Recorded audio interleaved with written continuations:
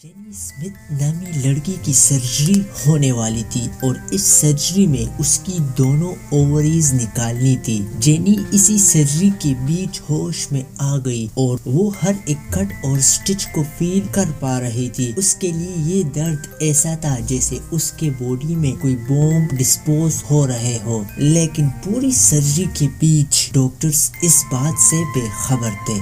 السلام علیکم دوستوں، میں ہوں سلیمان شاہ اور آپ دیکھ رہے ہیں ببل فیکٹس۔ دوستوں، اگر کوئی پیشنٹ کسی بھی سرجری کے دوران ہوش میں آ جائے تو اسے اینستھیزیا اویئرنس کہا جاتا ہے۔ کوئی بھی سرجری کرنے سے پہلے ایک اینستھیزیولوجسٹ پیشنٹ کے لائف سٹائل اور میڈیکل ہسٹری کے بارے میں ضرور پوچھتا ہے، اور اسی لیے یہ اینستھیزیولوجسٹ کی جاب ہوتی ہے کہ اس بات کا دھیان رکھا جائے کہ سرجری سے پہلے پیشنٹ کو اینستھیزیا کا کتنا ڈوز دینا چاہیے جو پیشنٹ کی باڈی پر برا ایفیکٹ نہ کرے، اور ساتھ میں آپریشن کے دوران پیشنٹ کی نیند بھی نہ کھلے۔ اینستھیٹک میڈیسنز دو طرح کی کام کرتی ہے، sedative agent and paralytic agent. Sedative agent patient کی کیورنس اور ایکسائٹمنٹ کو کم کرتے ہوئے پیشنٹ کے دماغ کو سلا دیتی ہے، جبکہ پیرالائٹک ایجنٹ پیشنٹ کی باڈی کو عارضی طور پر پیرالائز کر دیتی ہے تاکہ آپریشن کے دوران پیشنٹ کی باڈی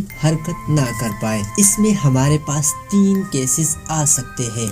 کیس نمبر 1 کہ جب سیڈیٹو ایجنٹ تو کام کرتا ہے لیکن پیرالائٹک ایجنٹ کام نہیں کرتا، جس کی وجہ سے پیشنٹ کا دماغ تو سویا ہوتا ہے لیکن پیرالائٹک ایجنٹ نہ ہونے کی وجہ سے پیشنٹ کی باڈی حرکت کرنے لگتی ہے۔ اب اس کیس میں ڈاکٹرز کو پتہ چلتا ہے اور وہ پیرالائٹک ایجنٹ کو پیشنٹ کی باڈی میں ایڈ کر کے پیشنٹ کو فوری طور پر سلا دیتا ہے۔ کیس نمبر 2 جب دونوں سیڈیٹو اور پیرالائٹک ایجنٹ دونوں ہی کام نہ کرے تو اس کیس میں پیشنٹ کی باڈی بھی موو کرنے لگتی ہے اور ساتھ میں دماغ کے جاگنے کی وجہ سے پیشنٹ بات کرنے کی کوشش بھی کرتا ہے، جس کی وجہ سے ڈاکٹرز کو آسانی سے اینستھیزیا اویئرنس کا پتہ چل جاتا ہے اور وہ دونوں ایجنٹ کی سپلائی کو بڑھا کے پیشنٹ کو پھر سے سلا دیتا ہے۔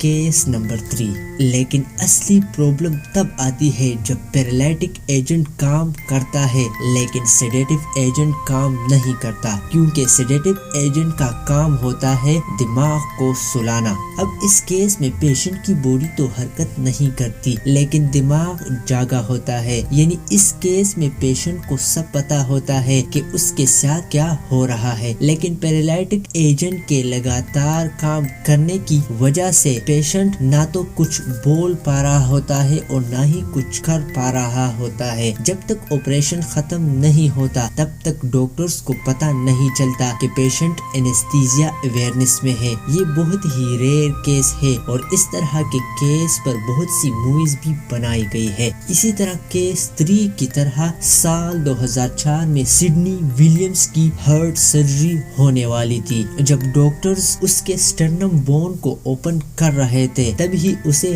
ہوش آ گیا۔ وہ پیرالائٹک ایجنٹ کی وجہ سے وہ نہ ہل پا رہا تھا اور نہ ہی آواز نکال پا رہا تھا، لیکن وہ ڈاکٹرز کے بیچ کی ہوئی باتیں سن سکتا تھا۔ سڈنی کے مطابق یہ سرجری اس کے لیے ڈراونے خواب کی طرح تھی۔ اس نے ایک انٹرویو میں بتایا کہ اس وقت اس کی حالت ایسی تھی جیسے اس کو زندہ زمین میں گاڑا جا رہا ہو۔ سرجری کے بعد اس کی جان تو بچ گئی لیکن اس کا اس کے دماغ پر گہرا اثر پڑا، جس سے اس کی کافی دنوں تک نیندیں ہی اڑ گئی، جس کو پوسٹ ٹرومیٹک سٹریس کہا جاتا ہے۔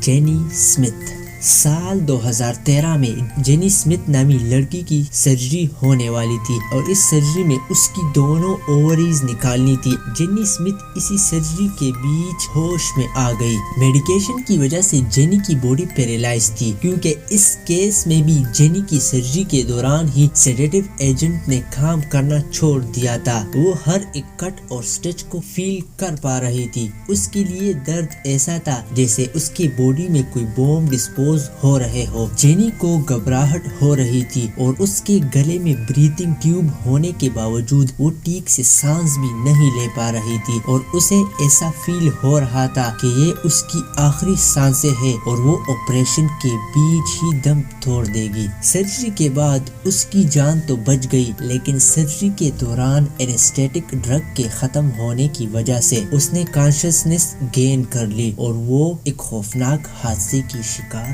ہو گئی۔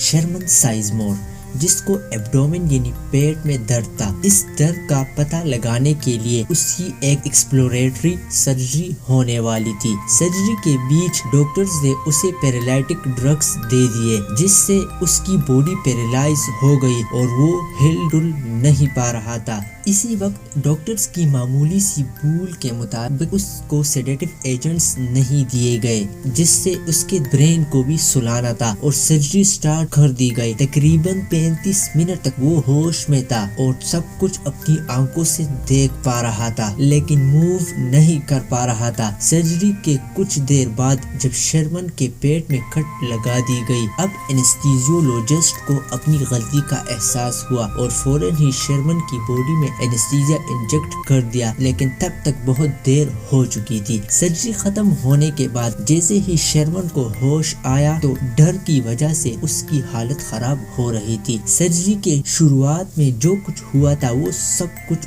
اس کو یاد تھا اور یہی ایکسپیرینس اس کے دماغ پر بہت گہرا اثر ڈال رہا تھا، اور جب بھی سونے کی کوشش کرتا اس کو سرجری کے ڈراونے خواب آتے۔ وہ پوری طور پر سٹریس میں چلا گیا تھا۔ وہ اس اینزائٹی کو زیادہ دن تک برداشت نہیں کر پایا اور سرجری کے لگ بھگ 1 مہینے بعد اس نے خودکشی کر لی۔